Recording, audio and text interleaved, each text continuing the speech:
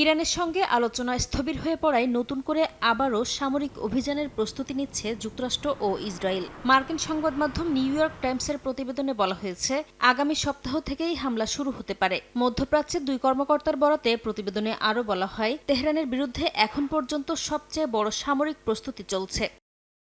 সম্ভাব্য অভিযানের মধ্যে রয়েছে ইরানের সামরিক ও অবকাঠামোগত স্থাপনায় ব্যাপক বোমা হামলা, পারস্য উপসাগরে খার্ক দ্বীপ দখল এবং ধ্বংসস্তূপের নিচে চাপা পড়া পারমাণবিক উপাদান উদ্ধারে কমান্ডো অভিযান। মার্কিন কর্মকর্তারা বলছেন, এমন অভিযান অত্যন্ত ঝুঁকিপূর্ণ এবং এতে ইরানি বাহিনীর সঙ্গে সরাসরি সংঘর্ষের আশঙ্কা রয়েছে। ইরানের সঙ্গে নতুন যুদ্ধের ইঙ্গিত দিয়েছেন ইসরায়েলি কর্মকর্তারাও। দেশটির টেলিভিশন চ্যানেল 12-কে এক জ্যেষ্ঠ কর্মকর্তা জানান, তেল আবিব বেশ কয়েকদিন ধরেই কয়েক সপ্তাহব্যাপী যুদ্ধের প্রস্তুতি নিচ্ছে। এখন শুধু মার্কিন প্রেসিডেন্ট ডোনাল্ড ট্রাম্পের চূড়ান্ত সিদ্ধান্তের অপেক্ষায় তারা।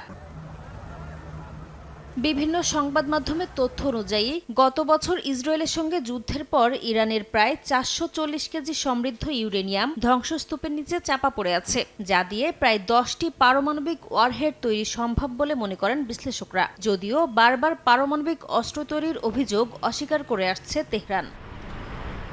নাসরিন রুমি, সময় সংবাদ।